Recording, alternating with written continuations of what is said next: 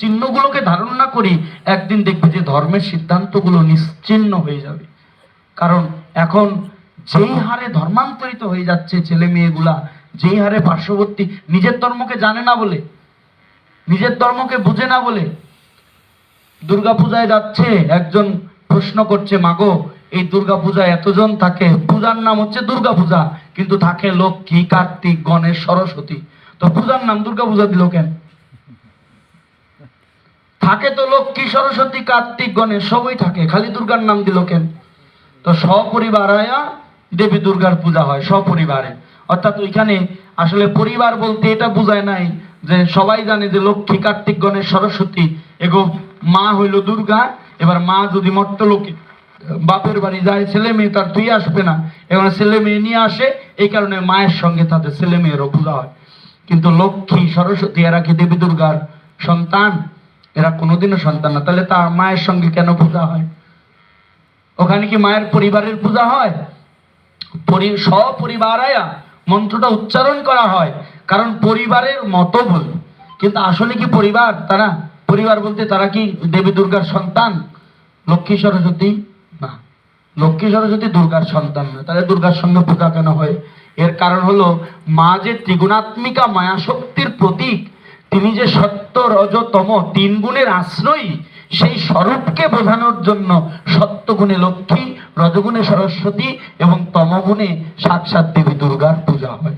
ওখানে ত্রিগুণাত্মিকা মায়া শক্তি, আদ্যা শক্তি, মহামায়ার পূজা করা হয়, এটা বোঝানোর জন্য যে তিনি মহামায়া রূপে কখনো কমলা, কখনো বিমলা, কখনো দুর্গা, কখনো উমা, কখনো পার্বতী, কখনো সরস্বতী, কখনো তিনি লক্ষ্মী হয়ে বিষ্ণুর ঘরণী, আবার কখনো তিনি রাধা হয়ে বৃন্দাবনে কৃষ্ণের আহ্লাদ।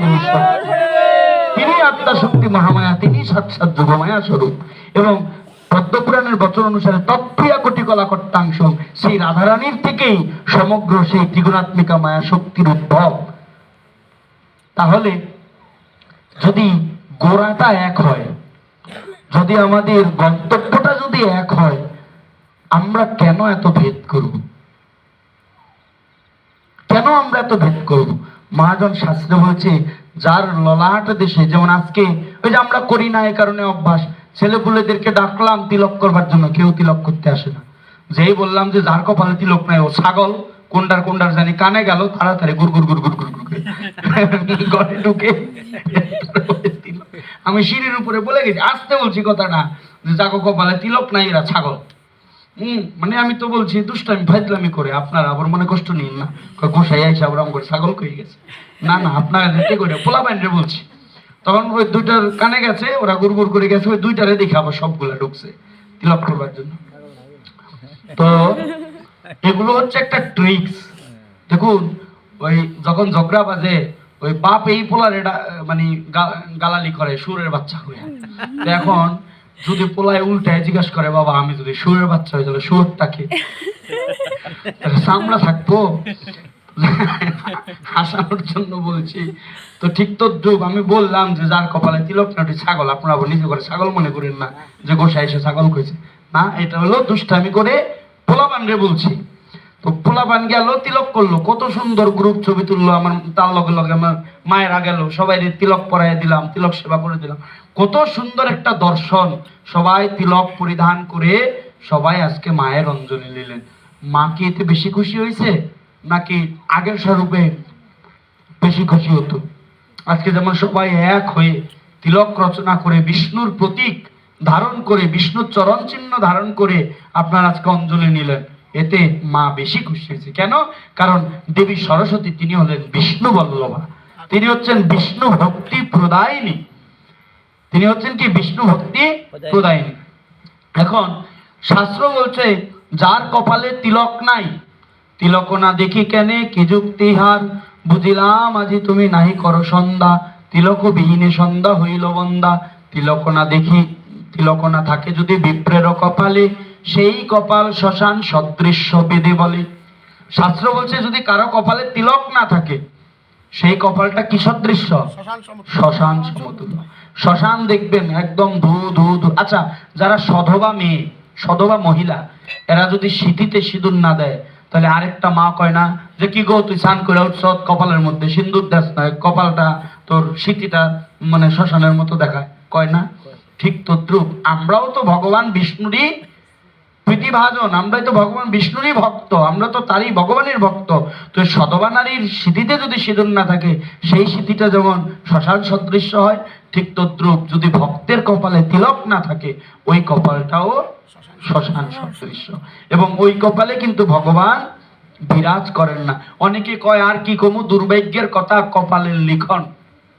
কপালের লিখনটা উল্টাইতো, আপনার ভাগ্যটাও পরিবর্তন হতো কোনো না কোনো ভাবে, যদি ওই বিষ্ণুর পদচিহ্নটা আপনি ললাটে ধারণ করতেন। আপনি ওই বিষ্ণুর পদচিহ্নটা যদি ললাটে ধারণ করতেন। এই কারণে শাস্ত্র বলছে যদি কারো ললাট দেশে বা দাদসঙ্গে যদি তিলক না থাকে, তাহলে ওই তিলক ব্যতীত সে যত প্রকারের সন্ধ্যা গায়ত্রী, আপনি শক্তি মন্ত্র জপ করেন, আপনি শিব মন্ত্র জপ করেন, আপনি দুর্গা মন্ত্র জপ করেন, আপনি কৃষ্ণ মন্ত্র জপ করেন, আপনি যে মন্ত্র জপ করেন, যদি আপনার ললাটে বা অঙ্গে যদি নিজ নিজ পরম্পরা, নিজ নিজ সম্প্রদায়ের তিলক বা চিহ্ন যদি না থাকে, আপনার সকল কর্মই কি হয়ে যাবে? নিষ্ফল হয়ে যাবে। যদি কারো পিতামাতা নির্গত হয়ে থাকে, তারা যদি শ্রাদ্ধ শান্তিতে বসেন কেউ, তা আপনারা জানবেন যে শ্রাদ্ধ শুরু করার পূর্বে হাতের মধ্যে তিলক মেখে ব্রাহ্মণ অশ্বক্রান্তি, রথক্রান্তি, বিষ্ণুক্রান্তি মন্ত্র বলে তারপর দাদার সঙ্গে তিলক পরায় দেয়। কখনো প্রশ্ন করছেন যে শ্রাদ্ধ শুরু করার আগে তিলকটা কেন পরাইলেন? করছেন প্রশ্ন? কোনোদিন করেন নাই। গুরুদেব দীক্ষা দেওয়ার পূর্বে তিলক, চন্দন তিলক রচনা করে দিয়েছে কিনা, যে বাবা কপালে একটু তিলকের ফোঁটা দাও, দাদার সঙ্গে একটু তিলক দাও, কেন করাইলেন? গুরুদেবকে প্রশ্ন করলেন না, গুরুদেব দীক্ষার আগে কেন তিলকটা করাই দিলেন? এর কারণ হলো তিলক ব্যতীত আপনার সকল প্রকারের কর্ম কি হয়ে যাবে? নিষ্ফল বৈধা হয়ে যাবে। আপনি যদি সন্ধ্যা গায়ত্রীও করেন তিলক ব্যতীত, সেটাও নিষ্ফল। আপনি যদি ভগবত পূজাও করেন, সেটাও নিষ্ফল হয়ে যাবে, সেটাও একদম নিষ্কর্ম হয়ে যাবে। এই কারণে বলছে আপনি যে কর্ম করেন, পিতৃকর্ম অথবা যাজনীয় ভক্তি কর্ম, আপনি যাই করেন না কেন, আপনার মাস্ট বি তিলক পরিধান করতে হবে। এবার অনেকে বলে গোসাই আমি তো করি, ওই আসনের সামনে বসি, ওই হাতের মধ্যে একটু গুলি ধূপকাঠির আগা দিয়ে একটু কয় কয় কি করবো গোসাই, বাজারে আজারে গেলে মানুষে কয় যে কাকের গু, এই কারণে কপালে তিলক দেই না। তো ওই যে ওই রকম করে ফোঁটা দেন, কাকের গু তো কইবই। আমার ঘরে তো আজ পর্যন্ত কেউ কইল না আমরা কপালের মধ্যে কাকের গু দিছি, আজ পর্যন্ত কেউ কইল না। শাস্ত্র বলছে এই যে ঊর্ধ্বপুণ্ড তিলক, মহাপ্রভু শিখালেন ঊর্ধ্বপুণ্ড তিলক রচনা করার জন্য।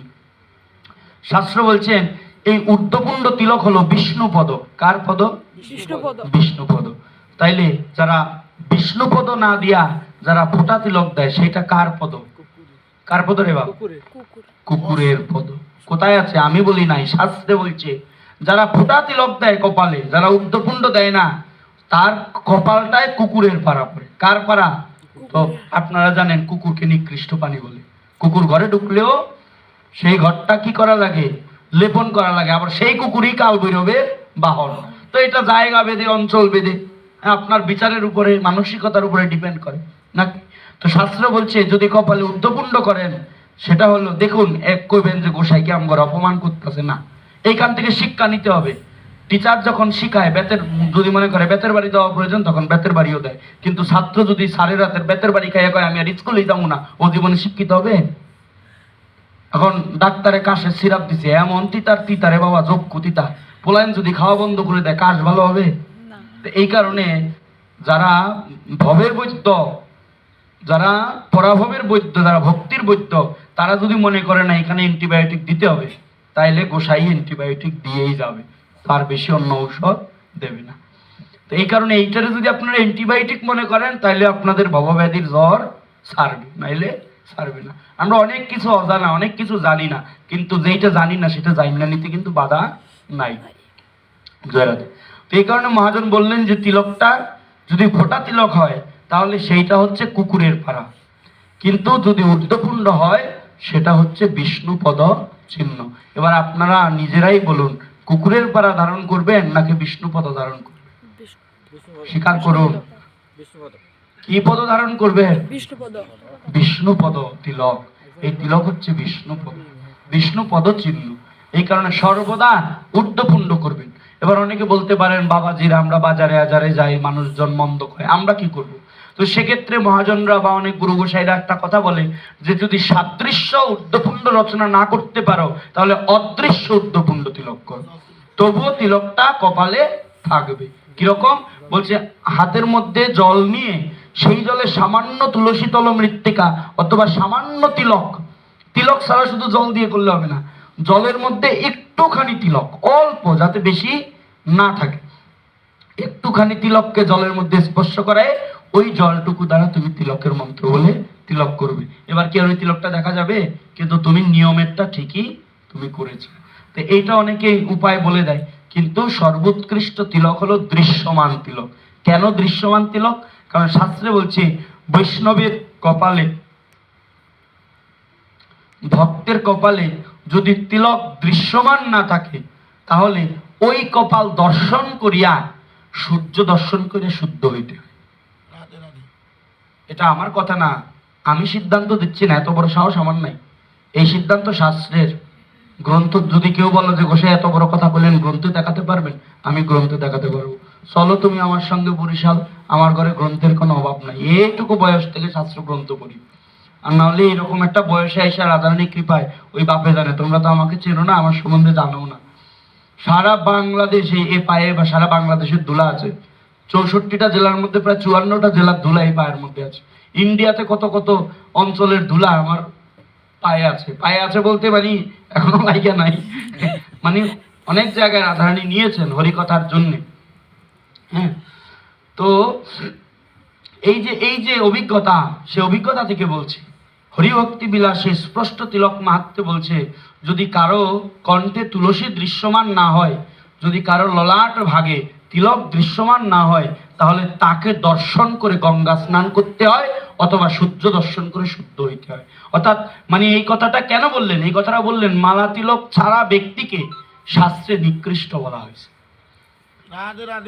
এই কারণে মহাজন বললেন যে যমদূতদেরকে কাশীখণ্ডে, মানে স্কন্দ পুরাণে কাশীখণ্ডে যমবাক্যে যমদূতদেরকে বললেন, প্রশ্ন থাকলে দাঁড়ায় করবো, আমি উত্তর দিয়ে দেব।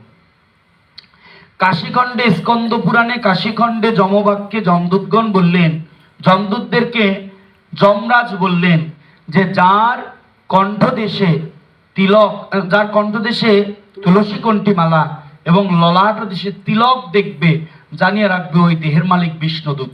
হয় তাকে দেখে দূরে পলায়ন করবে, আর নয়তো জ্বলন্ত অগ্নিকাষ্ঠের ন্যায় তাকে পরিত্যাগ করবে। চুলায় রান্না করতে করতে যখন একটা কয়লা উপরের দিকে উঠে যায়, আপনারা কিভাবে সেই কয়লাটাকে স্পর্শ করেন? হাত দিয়ে ধরেন, ধরে মুঠ করে ধরে রাখেন না, মানে হঠাৎ করে একটা ধাক্কা, যাতে গায়ে হাতে ছেদও না লাগে, আবার ওই কয়লাটাও যেন সঠিক জায়গায় যায়। ঠিক যখন বিষ্ণু কোনো বৈষ্ণবকে বা মালা তিলকধারী কোনো ব্যক্তিকে মানে যমদূতরা কিভাবে পরিত্যাগ করলেন, ওই জ্বলন্ত অগ্নিকাষ্ঠকে যেভাবে পরিত্যাগ করে, ঠিক সেইভাবেই তারা পরিত্যাগ করে চলে যান। কেন? কারণ মালা তিলকধারী ব্যক্তি যত পাপী হোক না কেন, যত পাপী হোক না কেন, যদি ওই তিলক এবং তুলসী মাহাত্ম্যে বলছে যে তিনি অবশ্যই বিষ্ণু ভাগের ভাগী হন, ওই দেহের মালিকটা বিষ্ণু নেয়, বিষ্ণু দূতরা নেয়, তারপরে তার বিচার অনুসারে, তার কর্ম অনুসারে একটা বিচার হয়। তো এই কারণে সবার মালা তিলক ধারণ করা চাই। তো তাহলে আমরা তুলসী ধারণ করব কেন? শাস্ত্রে বলছে যার কণ্ঠদেশে তুলসী, যৎকণ্ঠে তুলসী নাস্তি, যার গলায় তুলসী মালা নাই, স্কন্দ পুরাণ বলছে তার হাতের জল মত্ত সমতুল্য এবং হাতের ভোজন বা আহার বিষ্ঠা তুল্য হয়, বিষ্ঠা তুল্য। চিন্তা, এই কথা জানতেন আগে কখনো? কখনো জানতেন? এই কারণে জানি না বলেই তো করি নাই, এখন জানছি, এখন যেন এই ভুলটা না হয়। মহাজন বললেন যার কণ্ঠদেশে যৎকণ্ঠে তুলসী নাস্তি, যার গলায় তুলসী নাই, তার হাতের জল মধ্য সমতুল্য, মূত্র সমতুল্য, এবং যার কণ্ঠে তুলসী নাই, তার হাতের আহার বিষ্ঠা সমতুল্য হয়, অর্থাৎ ওটা গ্রহণীয় নয়। যারা আমাদের অঞ্চলে একজন গুরুদেব ছিলেন, যদি ঘরের মধ্যে একটা ব্যক্তির গলায় যদি তুলসী মালা না থাকতো, তাহলে ওই ঘরে তিনি জলগ্রহণ করতেন না। আমাদেরও গুরু মহারাজদের আদেশ আছে, যার গলায় তুলসী নাই, যিনি বিষ্ণু, অন্তত যিনি দীক্ষিত নন, তার হাতে যেন আমরা জল ফুলাদি না পাই। আমরা অদীক্ষিত ব্যক্তির হাতে কিছু গ্রহণ করি না, এটা আমাদের গুরু ঘরের নির্দেশ।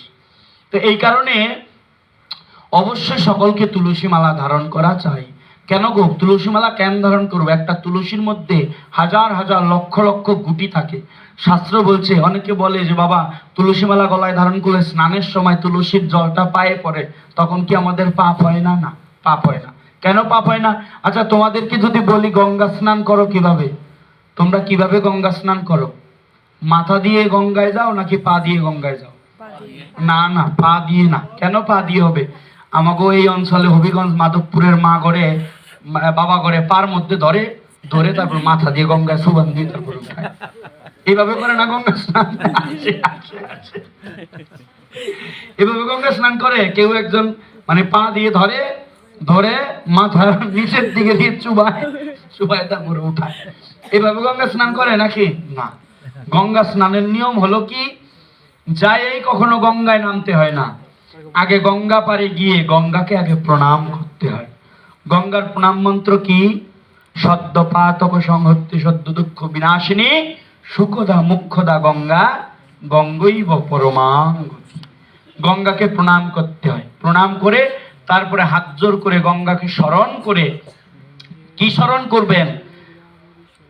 ব্রহ্মা, মানে স্মরণ করবেন কি? প্রণাম করে চক্ষু বন্ধ করে 1 মিনিটের জন্য স্মরণ করবেন। কি স্মরণ? ভগবান ব্রহ্মা বিষ্ণুর চরণ ধৌত করলেন, সেই চরণ ধৌত চরণামৃতকে কমণ্ডলুতে ভরলেন, সেই কমণ্ডলু থেকে জল নির্গত হয়ে শিবের জটায় পড়ল, আর সেই শিবের জটা বেয়ে গঙ্গা মর্তপানে আসলেন। এই তত্ত্বটাকে স্মরণ করে তারপরে গঙ্গাকে প্রণাম করে একবার একটু শ্বাস নিতে হয়। এই শ্বাসটা কেন নেবেন?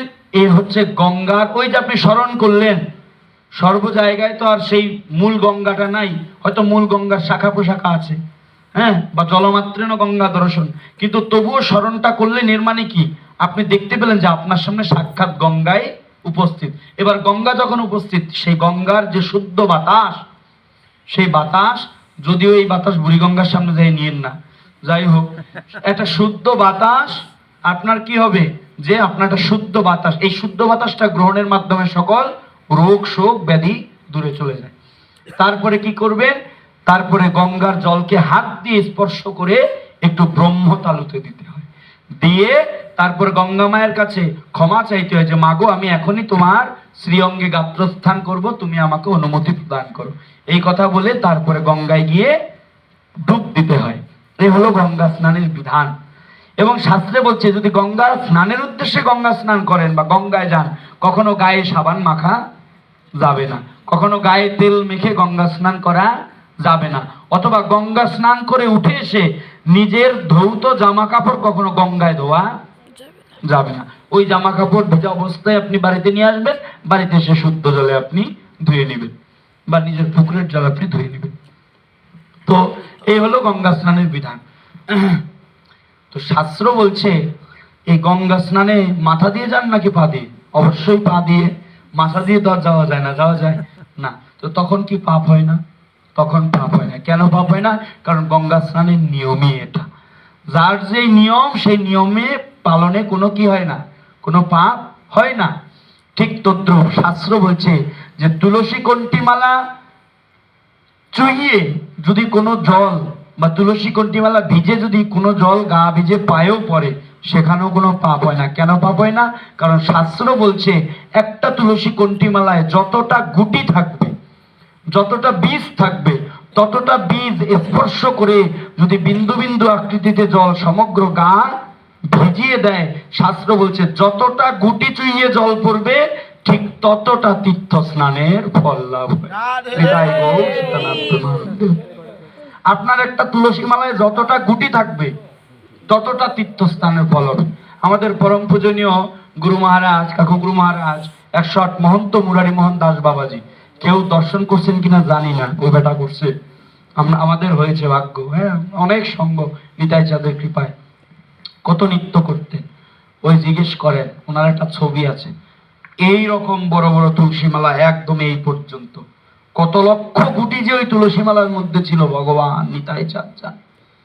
কত লক্ষ তুলসী। কেউ জনৈক ভক্ত এসে প্রশ্ন করতেন, বাবা আপনার গলায় এত তুলসী মালা, আপনার কি কষ্ট হয় না? তখন বলতেন যে কৃষ্ণ নামের মালায় আবার কারো কষ্ট হয় নাকি? কৃষ্ণ নামের মালায় আবার কারো কষ্ট হয় নাকি? তখন বলছে, বাবা 1 কোটি তুলসী মালা দিলেই তো মানুষ উদ্ধার হয়ে যায়, 2 কোটি তুলসী মালা দিলে উদ্ধার হয়ে যায়। নিত্যানন্দ প্রভু 2 কোটি তুলসী মালা পড়তেন, মহাপ্রভু 2-3 কোটি তুলসী মালা পড়তেন, তা আপনার গলায় এত এত তুলসী মালা কেন? তখন বলছে, বেটারে এটা তো ভবসমুদ্র, কখন যে আইলা সিডর বন্যা চলে আসে তো বলতে পারি না। বাবা বলতেন, মুরারি বাবা বলতেন, এটা তো ভবসমুদ্র, ভবসংসার, কখন যে আইলা সিডর বন্যা তুফান চলে আসে আর এই সমুদ্রের কুল ভাসিয়ে নিয়ে যায় বলতে পারবো না। এই কারণে গলার মধ্যে তুলসী মালার বয়া ধারণ করে আছি। যদি এই ভবসমুদ্র একটা প্লাবনও আসে, যদি বিশ্ব চরাচর ভাসিয়ে নিয়েও যায়, তাহলে যেন এই তুলসী মালার লাইফ বয়ার দ্বারা আমি সেই ভবসমুদ্রে ভেসে থাকতে, আমি যেন সেই ভবসমুদ্র মাঝে যেন ভেসে থাকতে পারি। এটা বাবার দৈনতা। বাবা তো সাক্ষাৎ কৃষ্ণ মঞ্জুরি, রাধারানীর সাক্ষাৎ রাধারানীর মঞ্জুরি, রাধারানীর সেবিকা। তিনি তো আর ওই তুলসী মালার দ্বারা ভেসে থাকার প্রয়োজন নাই। তিনি ভাষার আগেই নিতাই চাঁদের কৃপা তিনি কুঞ্জে প্রবেশ করেছেন নাকি? তো কিন্তু আমাদের কি গ্যারান্টি আমরা যদি ভবসমুদ্র মাঝে ডুবে যাই? এই কারণে বললেন যে অন্তত তুলসী মালাটা আমাদের গলায় ধারণ করা চাই। যত গুটি তুলসী থাকবে ঠিক ততটা তীর্থ স্নানের ফল প্রতিদিন লাভ করবে। আর দেখবেন আশ্বিন মাসে, কার্তিক মাসে পৌরসভা থেকে কুকুর মারে। কুকুর মারে না? জলাতঙ্ক রোগের জন্য পৌরসভা থেকে ইনজেকশন দিয়ে দিয়ে কুকুর মেরে নিয়ে যায়। কোন কুকুর মারে বলেন তো? পাগলা কুকুর, বেওয়ারিশ কুকুর, যে কুকুরের কোনো মালিক নাই, রাস্তাঘাটে ঘুরে বেড়ায়, জাত তাট্টা খায়, যা তা করে, তাদেরকে ইনজেকশন দিয়ে দিয়ে মাইরা ফেলেন পৌরসভা থেকে। কিন্তু যদি কোনো কুকুরের মালিক থাকে, সেই কুকুর যদি মারে তাহলে কিন্তু উল্টো কেস হয়ে যায়। অর্থাৎ মালিক আলা কুকুরকে কি করে না, কেউ কোনো কিছু করে না। তো আচ্ছা, কোন কুকুরের মালিক আছে এটা বুঝবেন কিভাবে? কুকুরের গলায় একটা বেল্ট থাকে, আপনার একটা রঙের চিহ্ন থাকে, আপনার তো কোনো না, কুকুর দেখলে বোঝা যায় ওটার একটা মালিক থাকে। বৈষ্ণব দেখলেও বোঝা যায় যে ওটার একটা মালিক আছে। বৈষ্ণব যদি রাস্তা দিয়েও হাঁটে, ওই দেখলে বোঝা যায় যে ওর একটা মালিক আছে। কিন্তু আমার মতো পাপে যদি হাঁটে, কুত্তায় নজর দিত না, বিশ্বাস করেন, কেউ নজর দিত না। আপনারা ভক্ত মানুষ। তো এই কারণে বললেন ওই গলার মধ্যে বেল্ট থাকলে যেমন বোঝা যায় ওই কুকুরের একটা মালিক আছে, ওটা বেওয়ারিশ নয়, ঠিক তদ্রুপ কুকুরের গলায় বেল্ট আর আমাদের গলায় তুলসী মালা। আমরাও ভগবানের কুকুর, তুমি তো ঠাকুর তোমার কুকুর বলিয়া জানো মোরে। কুকুর বলতে এখানে নিকৃষ্ট বোঝায় নাই, কুকুর বলতে এখানে দাস বুঝিয়েছে, প্রভুভক্ত বুঝিয়েছে। যদি আমরা প্রভুভক্ত হই, ওই বেওয়ারিশ যদি থাকি, তাহলে জমদূতরা এসে ইনজেকশন দিয়ে মারি ফেলাইব। একদম গলার মধ্যে, মাথার মধ্যে নাক পাশ বন্ধনী দিয়ে টেনে হিস্ট্রে নিয়ে যাব। কিন্তু যদি গলায় একটা তুলসী মালা থাকে, জমদূতরা আইসা বলবে না, এটার একটা মালিক আছে, এই দেহের মালিক বিষ্ণুদূত, লড়ে আমরা যাই। তখন কি করব? সে জ্বলন্ত অগ্নিকাষ্ঠের ন্যায় ওই দেহকে পরিত্যাগ করব। প্রেমসে বলো রাধে রাধে। এই কারণে সবাই তুলসী মালা ধারণ করা চাইনি। এই যাওয়ার আগে প্রতিজ্ঞা করে যায়, এই তুলসী মালা দিবিনি গলায়? হ্যাঁ, সবাই তুলসী ধারণ করবো। এবার সবাই বলো, সবাই তুলসী ধারণ করবা তো? কেউ কারো সাহস নাই, আমার কথা কাজে লাগে নাই। সাহস না, হাত উঠান সবাই, সবাই হাত উঠান, একটা ধ্বনি দেন, নিতাই গৌর সীতানাথ ব্রহ্মানন্দে হরি হরি বল। সবাই তুলসী মালা ধারণ করবেন। আমরা যে সনাতনী, আমরা যে সনাতন জাতি, শুনেন, রাস্তা দিয়ে যখন হাইটা যায়, হরি বল হরি বল, রাস্তা দিয়ে যখন হাইটা, একটা রাস্তা দিয়ে যখন একটা হাতি যায়, দু চারটা কুকুর কেউ কেউ করবে। কেন করতো? কারণ ওই হাতির পাড়া কুকুর সহ্য করতে পারে না।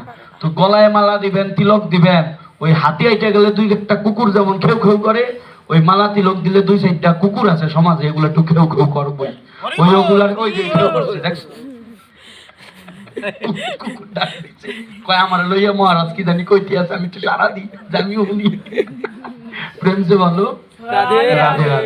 তো সেক্ষেত্রে কি বললেন যে হাতির হাইটা গেলে যে একটা কুকুর খেউ খেউ করবো, ঠিক তদ্রুপ ওই মালা তিলক দিলে বলবো, এই 2 দিন কার বই নাকি বাতের কই বসাত, এতদিন এত কিছু, এত পাপ, এত কামাই, এত মিথ্যা কথা, এরা মালা তিলক দিয়ে বৈষ্ণব একটু বলবে, কিন্তু ওগুলো কানে নেওয়া যাবে না।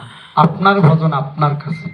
আপনি যদি মৃত্যুবরণ করেন, নরকে গেলেও সেই শাস্তি আপনি ভোগ করবেন, স্বর্গে গেলেও সেইটার স্বীকৃতি আপনি ভোগ করবেন। ওই রাস্তার কুত্তা যদি কেউ কেউ করে, ওগুলো আপনার লগে স্বর্গেও দেবে না, নরকেও দেবে না, যাবে কোথাও যাবে না। আপনার কর্মফল আপনাকে ভোগ করতে হবে।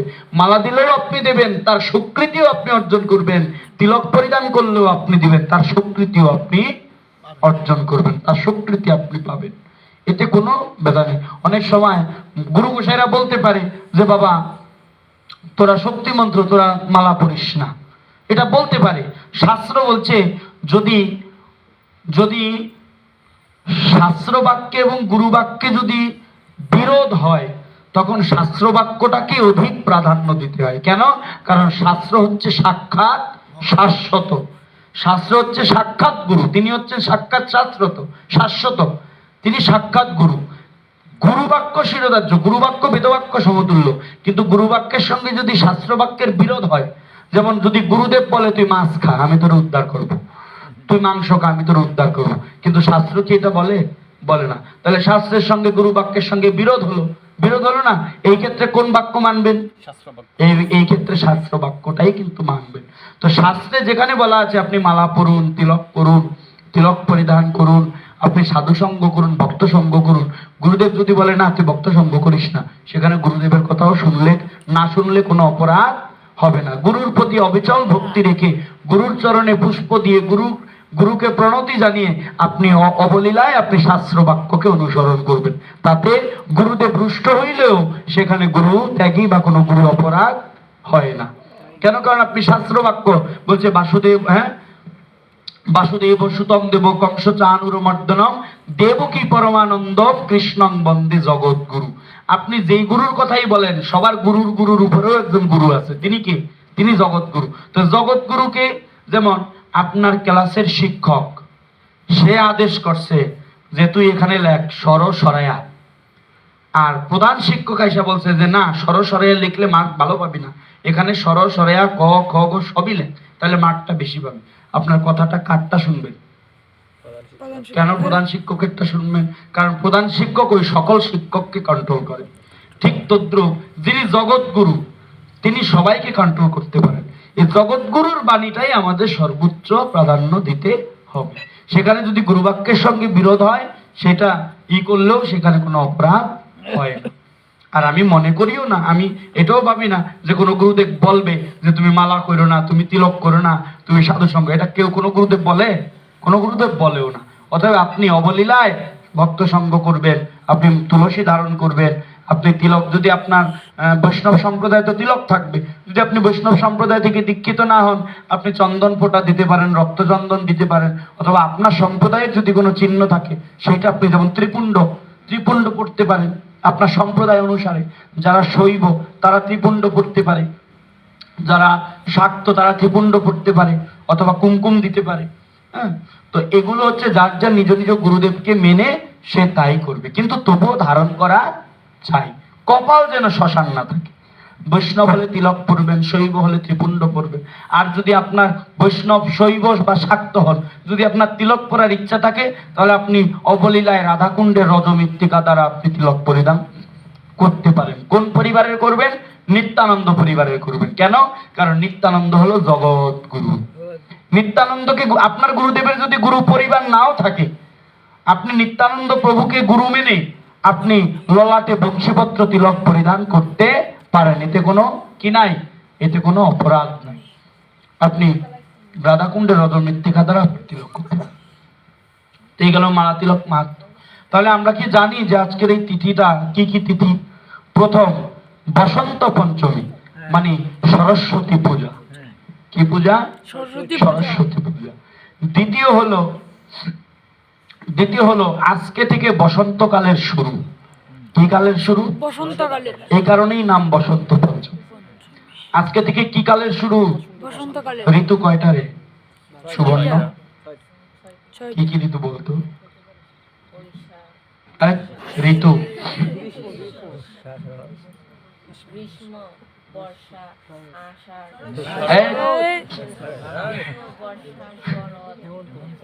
হেমন্ত, শীত, বসন্ত। এই তো মাসের মধ্যে আর ঋতুর মধ্যে আর রেলাইছে বেটা দোষ নাই। যাই হোক, তো এই যে 6টা ঋতু, এই 6টা ঋতুতে বসন্তকে বলা হয়েছে ঋতুরাজ। ফেলছে বলো রাধে রাধে। ঋতুরাজ হলো বসন্ত আর ঋতুর রানী হলো বর্ষা। তো এই বসন্তকালের শুরু আজকে থেকে, এই কারণে আজকের এই তিথিটা বসন্ত পঞ্চমী হিসেবে পরিচিত। আজকে নিয়ম হলো সবাই ললাটে হলুদ বা কাঁচা হলুদ ধারণ করে। কারণ কি জানেন? কারণ হলো কাঁচা হলুদের দ্বারা আপনার সকল রোগ ব্যাধি দূর হয়। কারো যদি চর্মজনিত কোনো রোগ থাকে, এখানে শুধু কাঁচা হলদি মাখে। আমাদের দক্ষিণবঙ্গে একটা নিয়ম আছে, কাঁচা হলদির সঙ্গে হিওলইডটা, আপনারা কি চেনেন কিনা জানি না, হ্যাঁ, এবং এবং সন্ধ্যা মানে হন্দা বলে, হন্দা বা সন্ধ্যা, তারপরে মেথি, তারপরে হিওলইডটা, তারপরে কাঁচি হলুদ, তারপরে নিম বাটা মানে নিম পাতা বা নিমের ছাল বাটা, তারপরে এগুলো দিয়ে আপনার একত্রে মেখে সারা গায়ে মাখে। এতে কি হয়ে যায়? ওই যে বসন্ত রোগের প্রভাব আছে না, এই প্রভাব বিনষ্ট হয়। বিভিন্ন ভাইরাস ব্যাকটেরিয়া যদি চর্মরোগে থাকে, এটা বিনষ্ট হয়। এই কারণে কি করে, এই দিনে হলুদ মাখতে হয়। আর যেহেতু শ্রীপঞ্চমী তিথি, তাই হলুদকে বলা হয়েছে সাক্ষাৎ শ্রী মানে লক্ষ্মী দেবী। দেখবেন লক্ষ্মী দেবীর পূজায় কাঁচি হলুদ লাগে, এবং হলুদকেও বা হরিদ্রাকেও মানে দেবী লক্ষ্মী হিসেবে আপনার গণ্য করা হয়। এই কারণে শ্রীপঞ্চমী তিথিতে আপনার কি হয়, এই হলুদ গায়ে মাখতে হয়। যাই হোক, তো প্রথম গেল সরস্বতী পূজা, দ্বিতীয় গেল বসন্তকালের শুরু, তৃতীয় হলো এই যে মহাপ্রভুর কথা বললাম, কলিযুগের ভগবান, এই মহাপ্রভুর যে স্ত্রী, দ্বিতীয় স্ত্রী বিষ্ণুপ্রিয়া দেবী, এই দেবী বিষ্ণুপ্রিয়ার আবির্ভাব তিথি আজকে। ভগবান মহাপ্রভুর, চৈতন্য মহাপ্রভুর যে দ্বিতীয় স্ত্রী দেবী বিষ্ণুপ্রিয়া, যিনি সাক্ষাৎ দেবী মহালক্ষ্মী বলা হয়, এই দেবী বিষ্ণুপ্রিয়ার জন্মতিথি বা আবির্ভাব তিথি আজকে। আজকে বিষ্ণুপ্রিয়া দেবীর আবির্ভাব তিথি। যদি নবদ্বীপে গেছেন কেউ, হ্যাঁ, যদি নবদ্বীপে যান,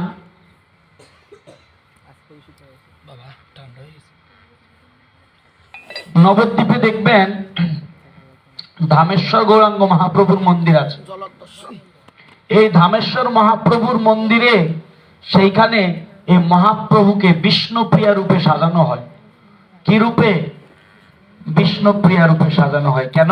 কারণ দেবী বিষ্ণু যখন মহাপ্রভু সন্ন্যাসে গেলেন, তখন সন্ন্যাস থেকে একটা সময় বিষ্ণুপ্রিয়ার সঙ্গে দেখা করবার জন্য আসেন, তখন মহাপ্রভু সাক্ষাৎ তার চরণ পাদুকা বিষ্ণুপ্রিয়াকে দিয়েছিলেন। ওরে বাবা, তুষ্টবাজি কি আলোচনা চলবো নি আরো?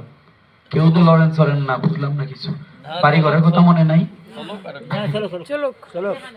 ওরে বাবা রে বাঙালি। যাই হোক, তো জয়নি দাই প্রেমসে বলো রাধে রাধে। তো এই যে বিষ্ণুপ্রিয়া দেবী আছেন, এই বিষ্ণুপ্রিয়া দেবীর, তাকে মহাপ্রভু কি দিয়েছিলেন? নিজের চরণ পাদুকা দিয়েছিলেন, এবং বলেছিলেন যতকাল থাকবে ততকাল এই চরণ পাদুকা তুমি পূজা করবে। তখন বিষ্ণুপ্রিয়া দেবী সারা জীবন তিনি এই মহাপ্রভুর চরণ পাদুকাকে তিনি পূজা করেছিলেন, এবং তিনি একটি নিম কাঠের বিগ্রহ বানিয়েছিলেন, যে বিগ্রহটি এখনো আপনার নবদ্বীপে আছে, যেটা সাক্ষাৎ মানে আপনার সেই ঈশান দাদাকে দিয়ে, ঈশান ঠাকুরকে দিয়ে বিষ্ণুপ্রিয়া দেবী বানিয়েছিলেন। এবং সেই মহাপ্রভুর সাক্ষাৎ চরণ পাদুকা, যেটা মহাপ্রভু বিষ্ণুপ্রিয়াকে দিয়েছেন, সেই চরণ পাদুকা এখনো আছে নবদ্বীপে। হ্যাঁ, আপনাদের কৃপায় আমাদের দর্শনের সৌভাগ্য হয়েছে একবার। তো সেই চরণ পাদুকা নিয়েও একবার বাংলাদেশে এসেছিলেন নিত্যগোপাল গোস্বামী মহারাজ, নিত্যানন্দ প্রভুর বংশধর। তো সেই চরণ পাদুকা এখনো আছে, এবং মহাপ্রভুর বিগ্রহের পাশে সেই চরণ পাদুকা নবদ্বীপে এখনো পূজা পায়। তো এই বিষ্ণুপ্রিয়া দেবী তিনি সেবা করতে করতে করতে করতে একটা সময় ওই বিগ্রহের মধ্যে তিনি প্রবেশ করেন, যার কারণে অদ্যবধি ধামেশ্বর মহাপ্রভুর মন্দিরে ধামেশ্বর মহাপ্রভুকে বিষ্ণুপ্রিয়া রূপে সাজানো হয়। অর্থাৎ একমাত্র ধামেশ্বর মন্দিরে মহাপ্রভুকে শাড়ি, শাখা, সিঁদুর, গহেনা মহিলাদের এগুলো পরানো হয়। কেন? কারণ ওই যে বিষ্ণুপ্রিয়া দেবী সেই বিগ্রহের মধ্যে প্রবেশ করলেন। তো আজকের এই দিনেও মহাপ্রভুকে সেই বিষ্ণুপ্রিয়ার বেশে সাজানো হয়। তাহলে আজকের দিনে কার আবির্ভাব তিথি? বিষ্ণুপ্রিয়া দেবীর আবির্ভাব তিথি। আজকের দিনে আরেকজন ভক্তের আবির্ভাব তিথি, তিনি হচ্ছেন মহাপ্রভুর পার্শ্বদ শিরোমণি, যিনি আচ্ছা ওই যে ওখানে দেখেন একটা পঞ্চতত্ত্বের বিগ্রহ, আচ্ছা বিগ্রহটা নিয়ে আসবো। এখানে 5 জন ছিলেন নাকি আপনারা? এটা কার বিগ্রহ বলেন তো? তুমি জানো, তুমি কইও না। এটা কার বিগ্রহ? পঞ্চতত্ত্ব। আমি কইছি দেখা পঞ্চতত্ত্ব। পঞ্চতত্ত্ব কেন হইলো? পঞ্চতত্ত্ব কেন হইলো?